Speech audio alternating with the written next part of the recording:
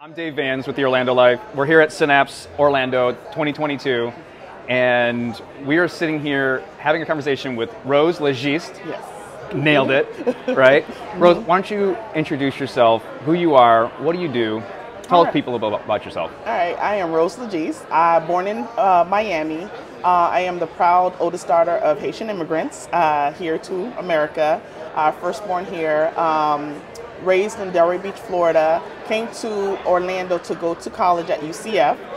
Initially started with finance, looking to get a finance degree. Met this amazing woman who was talking about engineering, industrial engineering. First time I've seen a woman as an engineer and a black woman as an engineer. And so she inspired me, and what she talked about really spoke to me, who I was, the problem solver, the solution developer. And I was like, this is what I need, the path that I need to go down to. This is what I need to major in. And so I majored in industrial engineering, got my degree, was blessed to have a internship with a small engineering firm that was out at Kennedy Space Center. I worked out there, was able to move on to a bigger company. I was out at Kennedy Space Center for about 14 years. And then 2019, our contract ended. I decided it was time to start my own business. It was something that had been on my heart. And also during that time, I had been involved with Black Orlando Tech, and we were shifting, in terms of, we initially started off as a meetup organization, and now we really wanted to impact the community because we were getting so much feedback and just questions and just conversations with our community. And we just felt that it's one of those things, it's like, no change needs to be made. Well, who else is going to do it? We felt like we were in a position to start making the changes and implementing those programs that we knew our community needed. And so I took on as executive director at the end of 2019, and that started my path there. So I have my own engineering and tech consulting firm, RL Engineering and Tech Solutions, and I am the current executive director of Black Orlando Tech. And I'm also a single mom to a 20-year-old who is absolutely amazing. I had her in tech, but her mind is on the creative side, and she wants to be an actress, and so that is what she's pursuing. Okay, so this is it. You just gave me like a whole bunch of stuff to kind of feed off of here. So I grew up in a family with a lot of engineers, and been surrounded, coming from the Detroit area, surrounded by a lot of engineers around Detroit. It is not to put people in a box, but engineers have a certain way of thinking. They're problem solvers, right? They think very black and white. Yep. Oftentimes they make decisions that are based off of data, right? But if you put them in environments boy, I feel like I am putting everyone in a box as an engineer, but they're not necessarily the creative side. They're not so much community organizers. And the more I've seen what you're doing, yes, I can see the problem-solving piece of that, but I also see this community side of it. Is there someone that influenced you from the community side or have you always been like that? Like, what's that story? So I believe it's the way I was raised and the position I was kind of put in or had to be in, being the oldest daughter of immigrants. And I actually call myself the tech unicorn because I'm not your average engineer. I have that mindset that you're talking about. Like I am the problem solver, the solution developer, but I had to be that from a different perspective, if you will. My parents, were here. English was not their first language. I was the oldest firstborn, and so at an early age, I had to be more mature than my age because I had to be their translator. I can remember 7 years old, 6 years old, helping to translate things because I was raised where, yes, Creole was spoken in the home, but when I went to school, there was English. And so I had the two languages. And so I grew up where not only I need to help my parents as the oldest. I'm the oldest of four, so I have to be the example for my siblings. And then for our community, I was one of the oldest children in the Haitian community around where I live, and and I was also an example because I was a good child, if you will. And so I always found myself in a position to be that leader. Also, the leader has to solve the problems. If something happened, my parents would come to me, my siblings would come to me, the community would come to me, because that's how we you know, a lot of individuals who grew up similar to me have the same story. It was the same thing with them, you know, and so I believe I got it from there, that community aspect, because it was a community. That's, you know, that's how we had to go forward and push forward. And also, I was the first person to always do everything. First person to graduate high school, first person to go into college, first person to graduate college. And so when you are the one to basically pave the path, you have to be the one to resolve the problems, because nobody behind you has an answer. You have to. So I was just found myself always being in a situation where I have to keep going forward. If I have a roadblock, I got to figure out how to get over it. I got to figure out how to resolve this, because so many people are counting on me. I got to keep pushing forward. And so I feel like that's what really put that into where, again, I have that engineering mind, but I also have that community, that culture, that other piece of it that makes me who I am. Nice. So you've been in Orlando for how long? 22 years now. 22 years. I came in 2000 for college. Yep. Okay. You know what's fascinating is how often UCF contributes to the people that did not grow up here, that come there for school. Yeah. And then they end up staying. Did you have an intention on staying in Orlando at that time? No. There was multiple factors. I had my daughter. I had her actually sophomore year. And so thinking of, okay, I am a single mom, I have a responsibility. The other part is Orlando provided so much. It was just like, where was I going to land? And then when I got the internship before I graduated out at Kennedy Space Center, for a girl whose parents weren't born here, came over to provide a life, who grew up, you know, born in Miami, grew up in South Florida, I am now working at Kennedy Space Center. Where, like, why am I gonna move, you know? This was amazing. Like, that was like golden. Why would I leave there? And then as I was going through college and living here, I found my family. You know, they weren't blood related, but it was the church family, it was the friends, and so that was my biggest thing. I had to be somewhere where I had family, and so the option was: do I go back home, or do I stay here with this amazing opportunity and family that's not blood related, but they would do anything for me and my daughter? And it was a no-brainer. We have a saying in our house: friends are the family we choose for ourselves. Yeah. We have a little plaque. Yeah. And it's something that when you move somewhere and you don't have your friends and family, yeah, it's so important to have that. You have to have that village. What are some of, like, I want to call it tips. It sounds so professional from that point. How do you build community?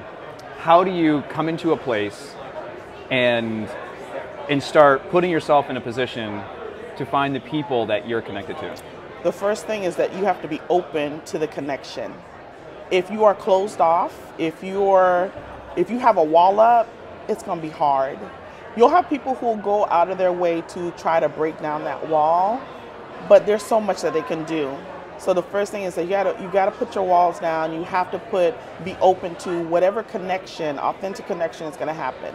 And then you have to go out there and put yourself in places that you may not, you know, may never have gone or are fearful of going. Like, it's literally like taking that step to say, okay, I'm going to, you know, instead of sitting in the cafeteria or the library in college all day, I'm going to go to the student union, you know, during my free time and really be open to connecting with people.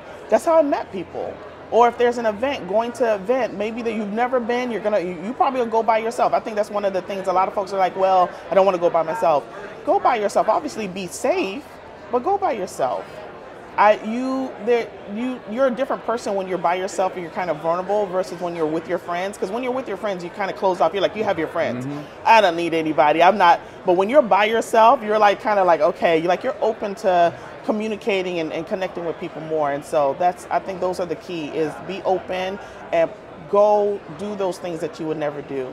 Those activities, they're so awesome. There's so many awesome things here that I'm like, I would never, like rock climbing. I never do rock climbing. I can't do, no, do it. You don't understand how many, amazing people you'll find and, things you might start enjoying, so. Yeah, and you put yourself in environments that interest you, you'll find other people who share that common interest, and now you have something that you can kind of tie into a little bit. One of the things I'm seeing is like this common thread of growing up, you're in an environment where you had to be the translator. You were obviously, from a communication standpoint, vested in bringing community together, right? Now you start traveling around, you're living in different areas, and you're not afraid to get out and put yourself out there. Is it because you are just fearless and you have no fear that holds you back? Or is it the mindset of you love the challenge of facing your fear? I actually love meeting new people. I get a high off other people's energy. I think that's because my belief is, and the reason it's my belief is because that's what's happened. You are strong, we are stronger together. And so when I meet people, I literally feel like, so all the things that have happened to me, I used to take them as, okay, this is my crutch.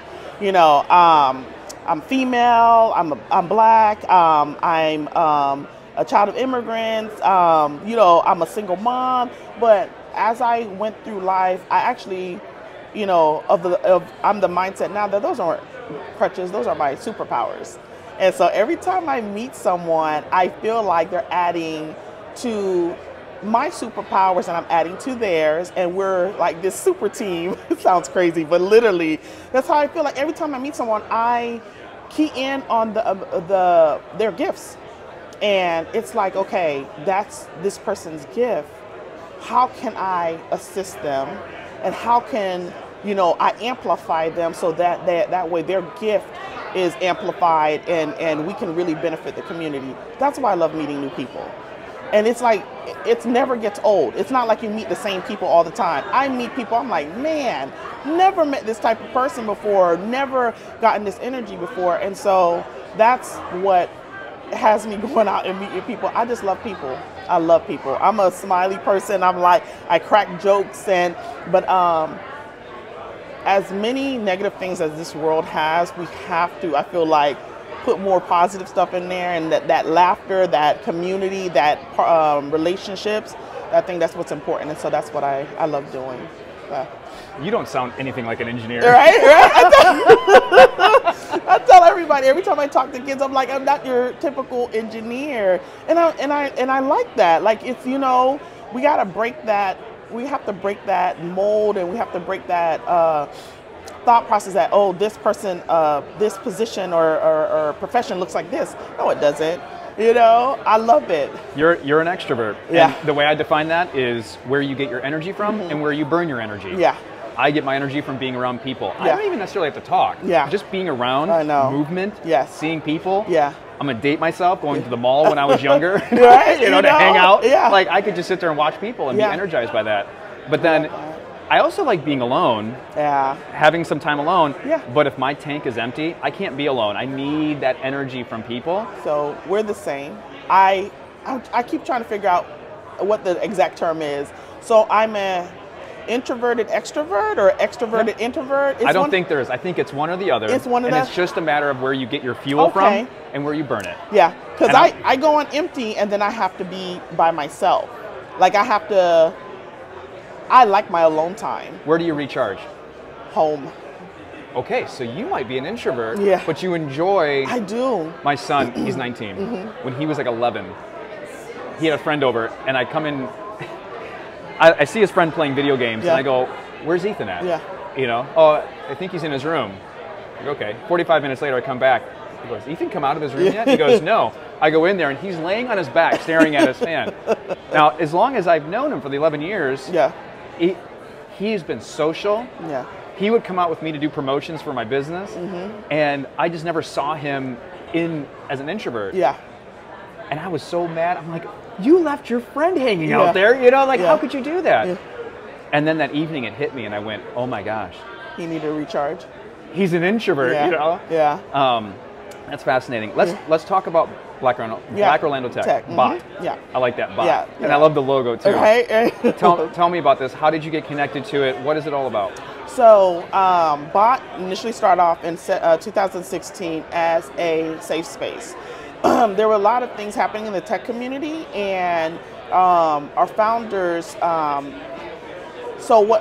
founders found that the conversations that were happening were conversations that we needed to have, but it needed to come from the perspective of minorities, the Black community, because it's different. When we talk about innovation, it's different. When we talk about funding, like it's different from our perspective. And so how can we have these same conversations in a safe space and also identify the problems or the gaps and come up with solutions? And so that's how it started off. It was a meetup organization that we can meet and discuss these, learn the new technology, learn the new innovation, have discussions about problems within the community, and then also work towards, okay, what is a solution? Identifying some solution opportunities. And so as we continued on, again, getting the feedback, and I started off just joining that and having that, because again, it was something that we just did not have. So as we continued on, what we realized is, man, okay, we can keep having these meetings, keep hearing about the same problems. What do we do with that? We can't keep meeting all the time. And I think you said it before, like we have to get into action. And are we in a place, are we the right people to do that?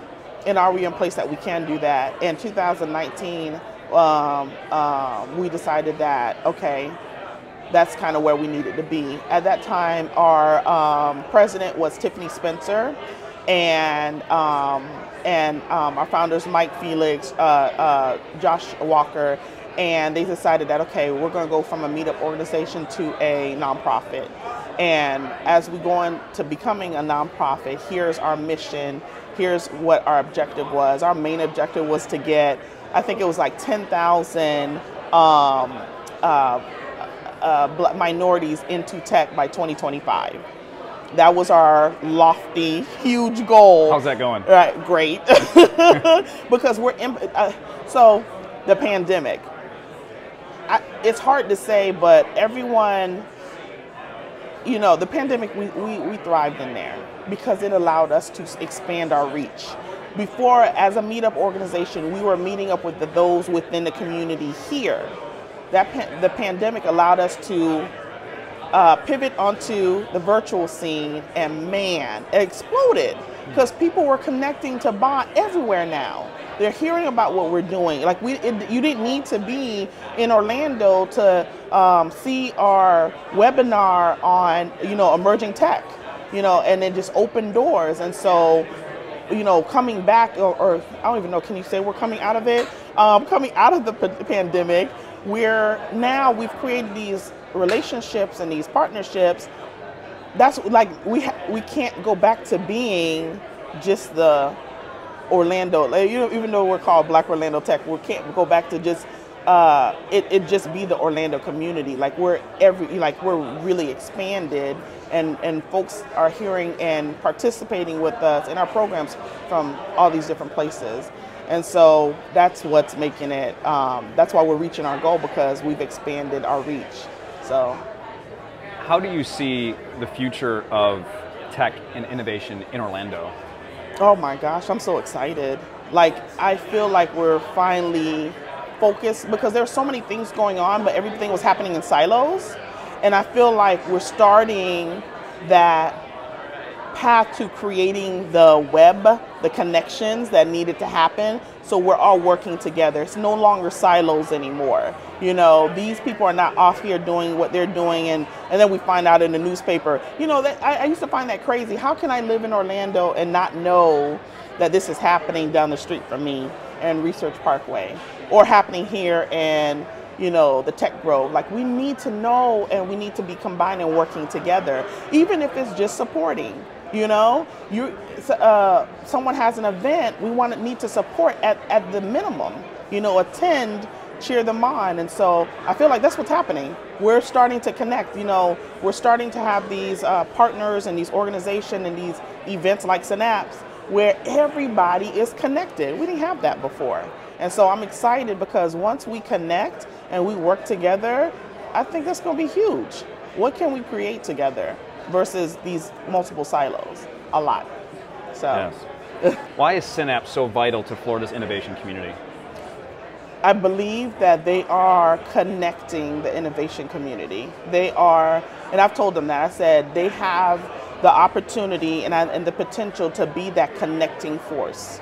So when we talk about, because I believe Synapse is, I know for me, I'll speak from my perspective, is what is connecting us to the Tampa, folks in Tampa that we've learned about and we've been connected to, that are doing different work there. They've been that connecting force.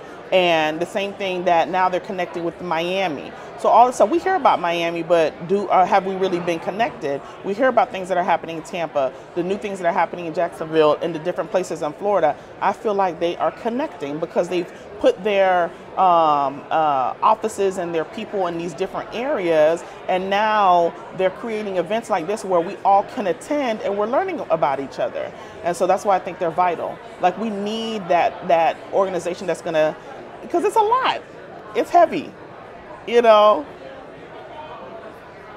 Not to say Bot wouldn't want that, but man, we're not, you know, that's just, we're not ready for that. We need, like, somebody needs to be able to take those reins, and I feel like they are those people that are doing it. It's one of those things that's like, it's a lot. It's gonna have some crazy things happening. It may even be difficult, but somebody needs to do it. And so I love them for the fact that they've kind of, I feel like, put themselves out there like, okay, we're gonna do it. You know, I have this thing. It's like, you know, when you're doing stuff, you have to have that person that says, F it, I'll just do it. You need that person. That's how it, you know, busts down, open the doors, and lets, you know, it makes that path for everybody else. We need that person to do it, and I feel like Synapse is doing that. So I look forward to see what comes about this. Like, every time I attend, everybody, like last year when we had Synapse, it was like, you know, everyone's talking about it days, weeks, months later, and we couldn't wait until today. And now it's like we're still at the beginning of today. I'm like, I can't wait for next year. You know, can we do this twice a year? Like, this is awesome. And this is what we need. Yeah, they're making us travel across the state, right, to join them in their other places. Exactly. It's one of the most powerful events that I was here just running a booth last year for the first one. Yeah. And I met so many incredible people. I had people calling me up that weren't here saying, I was looking at the list of people who are there. It's pretty impacting, like who they have speaking there, who they have attending. Exactly. And in the circles of investors who are planning on coming here, mixed in with the people who are fighting tooth and nail to try to get their companies off the ground. It's such a beautiful collision of innovation. Oh, I love that word, collision. It is. That's exactly what you're saying. Those different pieces that play a part and are critical to the whole package. Yeah. The investors, the startup companies, you know, the nonprofits, those who are providing the additional service like the HR and different things like that, the developers, like all of that, those who play a role are in one area now.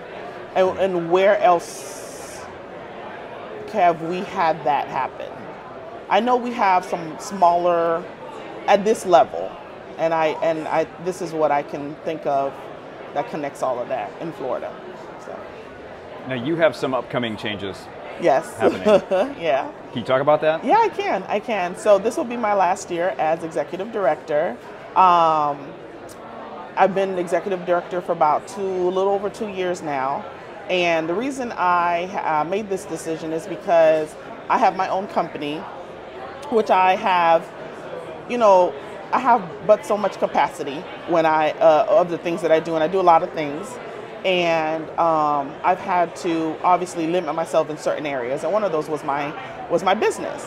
And even though opportunities were coming, I had to kind of say no to a couple of them. So as I'm going through and I'm coordinating and managing the different programs that we have, the Tech Startup Series, which is one where we're focused on getting Black tech founders and Black businesses ready for that next level, I realized that I've been encouraging, pushing people to their dreams, and I'm holding back mine. And wow. Yeah, and it's hard because it's hard to, as I continue to speak, and I'm seeing all these, these folks being successful, doing what they need to do, but I'm also seeing those who are reluctant and they're fearful, and I'm like, guys, you can make it, but am I setting that example? And so with the things that we've been able to do, I think it's a great time to transition that leadership role to someone else who can take BOT to the next level. I'll still be involved, but what I want to do is focus on my business. I want to utilize the same resources that we have been, pushing, that we validated and we push, and offer to our community. I want to utilize those resources to take my business to, because I already know my business is going to be amazing. It's already started to happen, and I want to be successful and get my business to a point where I can be an example. And not only that, I can now have the funds to give back to my community. Because that's the other piece, like nonprofit, this is my first go at the nonprofit world. It's tough. We're thankful for all the grants that we've gotten and the people who have assisted us. But sometimes, those come with restrictions and requirements, and I'm the type of person, like I'm really big on creating unique, never tried before, programs. But I'm doing it based on data. I'm doing it based on information, and I'm very confident it'll work, because we need to do something different for our community. We need to meet our community where they are, and that looks different from other communities. And so I want to be able to be one of those who gives back to help those programs get implemented and that change happen. And so, those are the choices. Do you continue to ask, or do you go and focus on your business and get yourself to a position where you are one of those businesses that can turn around and then donate or grant $20,000 to BOT for them to run a program that's going to be specifically target this group to do this and have this outcome. And I think that's the place where I need to be.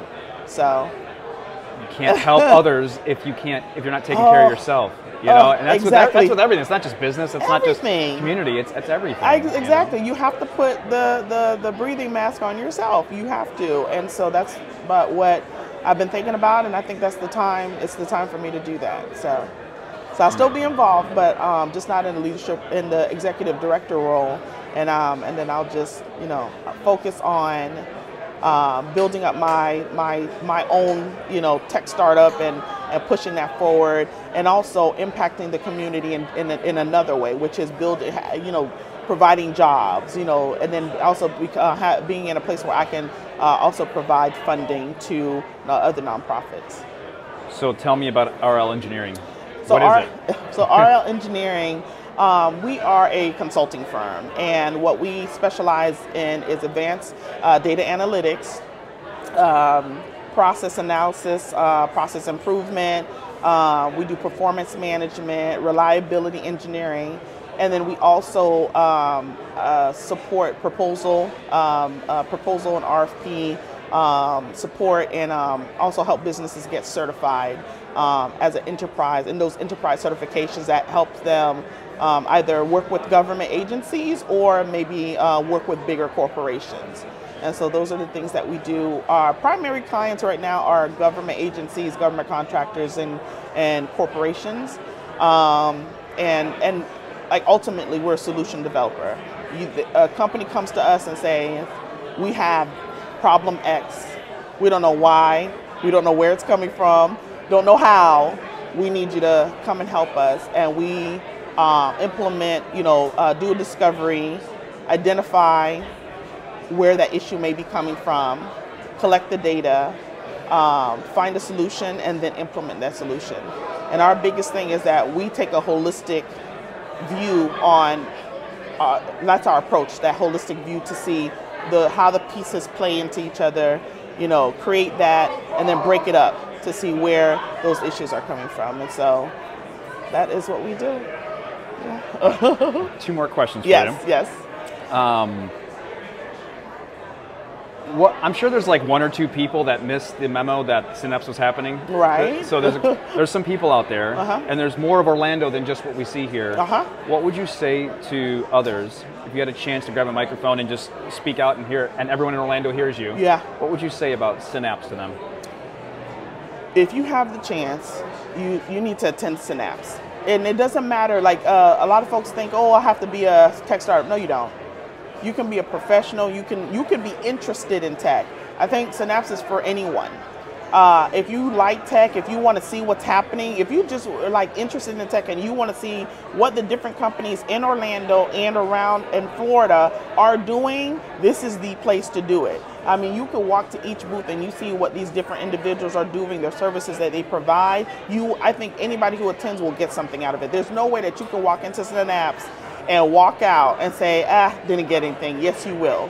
It's just, that's how, just encompassing that, like, it's just like all the organizations and the different people that are here, they vary, but they also connect. It's weird. It's weird to say. It's like different services, different things that they're doing, but it's all connected around tech and innovation. And so that's something that you can't get away from. It's inevitable. It's happening. And so I would encourage you to come in and check out Synapse. And I 100% believe that they'll fall in love with some part of it, if not all of it. Even the discussions that are happening, they have discussions on, and this is what's so amazing about innovation in tech. There's the social aspect, which is something that Synapse is big on. And so you will have discussions on social innovation, on health tech, on agri-tech. These are things that are being implemented or being talked about to better the world.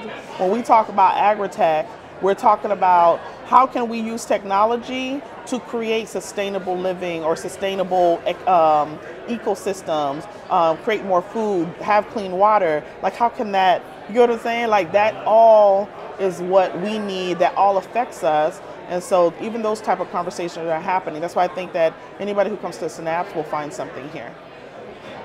Love that. Yeah. Last question, I ask this to everyone that I do interviews with. Yes. How do you define the Orlando life? Orlando, oh my goodness. That's too cliche. I was going to say the melting pot, but everybody says the melting pot. What should I say?